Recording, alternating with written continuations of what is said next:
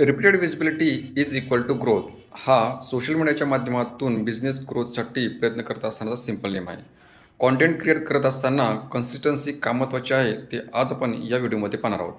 आपण काय करतो, 2-3 दिवस व्हिडिओ पोस्ट करतो आणि पुढे 3-4 दिवस गायब होतो. सोशल मीडियावर असं चालत नाही. लोकांना जोपर्यंत तुम्ही वारंवार दिसत नाही तोपर्यंत तुमच्याबद्दल त्यांच्याकडे ट्रस्ट बिल्ड होत नाही. मग कन्सिस्टन्सी राहणं म्हणजे रोज पोस्ट न करणं का? तर नाही. मागच्या वेळी मी जसं म्हटलं त्याप्रमाणे कन्सिस्टंट राहणं म्हणजे रोज पोस्ट करणं नाही, तर एक शेड्यूल तयार करून त्यानुसार सातत्याने पोस्ट करणं. त्यासाठी विकली प्लॅनिंग करणे, बॅच कॉन्टेंट तयार करणे आणि टायमिंग फिक्स करणे या गोष्टी महत्त्वाच्या आहेत.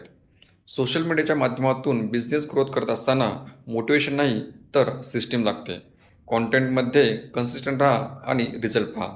तुम्हाला व्हिडिओ कसा वाटला मला कमेंट करून नक्की सांगा आणि जर मला फॉलो केलं नसेल तर नक्की फॉलो करून जावा.